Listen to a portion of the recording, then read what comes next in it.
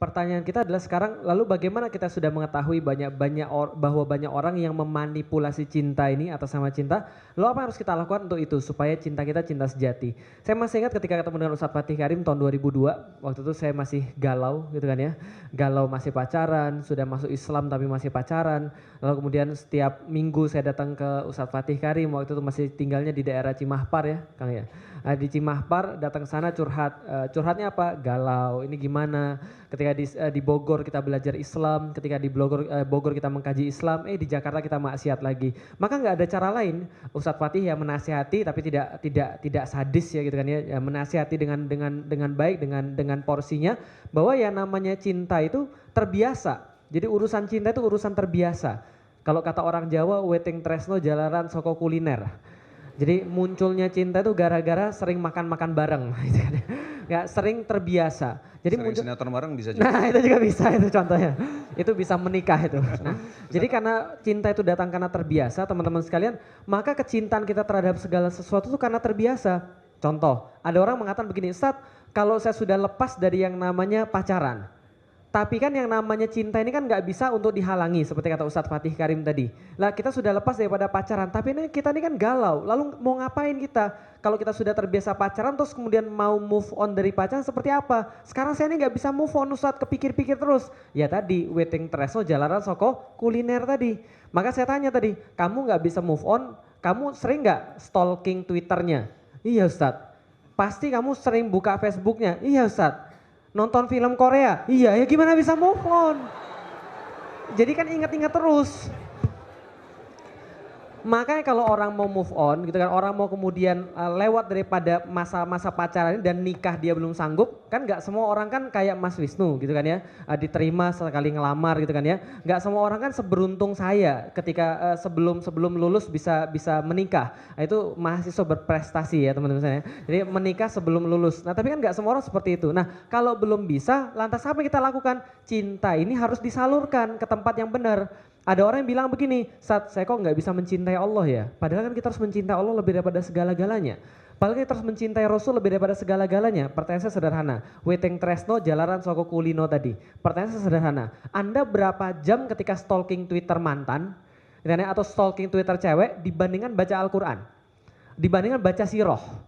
Dibandingkan kemudian mengetahui perjuangan Rasulullah? Dibandingkan antum terjun langsung di bidang dakwah, kayak Ustadz Fatih, nempel pamflet, kemudian kita dakwah malam-malam, ngumpul, bahas tentang Islam, sweeping orang pacaran. Oh nikmat banget zaman dulu gitu kan ya. Sekarang udah gak ada lagi. Dulu di BKIM kita begitu. Di BKIM rapatnya malam-malam, pulang rapat jam 1 gitu kan ya. Kemudian mampir ke tempat tukang makan kue tiaw gitu kan ya. Makan makan nasi goreng dan sebagainya. Nikmat. Nah ternyata ketika saya kemudian mendalami itu, awalnya coba tanya sama Ustadz Fatih Karim, awal ketika saya masih pacaran, datang ke Bogor hari Senin, Selasa, Rebo, hari Kamis saya sudah bilang sama teman saya yang orang Batak. Nah kenapa harus orang Batak? Karena orang Batak ini pintar dititipin absen teman-teman sekalian. Nah ketika saya bilang sama teman saya orang Batak ini, saya titip absen ya, Kamis, Jumat, Sabtu saya mau out. Nggak betah di Bogor. Kenapa? Nyari di Jakarta, pacar. Paham teman-teman sekalian? Ketika kita kemudian mencintai sesuatu kan ke situ semua. Setelah kemudian masuk Islam, putusin pacaran, belajar Islam. Benar teman-teman sekalian. Ketika saya belajar Islam, saya nggak lagi mau ke Jakarta. Nggak pengen lagi ke Jakarta. Kadang-kadang 3 bulan sekali, kadang-kadang 4 bulan sekali. Kenapa? Cinta saya sudah pada dakwah. Cinta saya sudah pada Allah. Saya senang ketika bisa ngumpulin orang, lalu kemudian ngasih tahu mereka tentang Islam. Karena kenapa? Karena saya mencintai agama ini. Sehingga saya mencintai ketika orang juga terikat pada agama ini. Datengin orang, adik-adik kelas, angkatan 39, saya angkatan 38, angkatan 39, yuk ngumpul yuk sini yuk. Ngapain? Main game, Need for Speed Underground.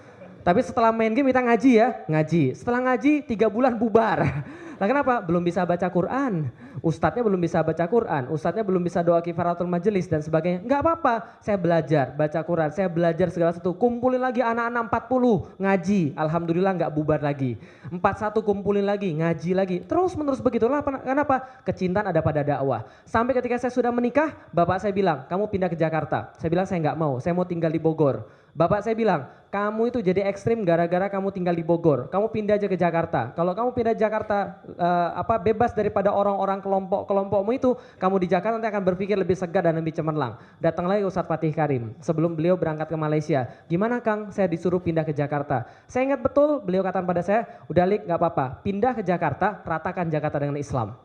Itu kemudian saya ingat, maka saya pindah ke Jakarta, saya ratakan Jakarta dengan Islam. Kita buktikan bahwa kita ini memang agen-agennya Allah. Kecintaan kita pada Allah. Nanti kalau Allah sudah mencintai Anda, karena Anda mencintai Allah lebih daripada segala-galanya, mencintai Rasul lebih daripada segala-galanya, dan Allah sudah mencintai Anda, gak usah takut. Allah pilihin hamba-hamba yang terbaik di antara hamba-hamba yang dia cintai, untuk nanti mencintai Anda semua insya Allah. Di waktu yang tepat, di saat yang paling tepat, di tempat yang paling bagus, dengan cara yang paling indah. Wallahu a'lam bishawab, itu harus dilakukan. Jadi dakwah, ngaji. Lihat nih orang yang sudah kenyang pacaran.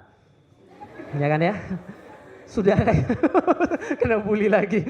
Sudah kenyang pacaran, tapi nggak mau lagi mencari kehidupan yang lebih baik. Apa? Islam. Kegalauan artis-artis luar biasa. Ya Mas ya? Dewi Sandra, yang terbaru, baru pulang sama Ustadz Fatih Karim, Mbak Bella. Gitu kan ya, siapa lagi Kang? Yulia Rahman, Risti Tagor dan sebagainya. Orang sudah kenyang hedonis, udah kenyang dengan kehidupan dunia. Mereka akhirnya apa? Nggak dapat kebahagiaan di situ.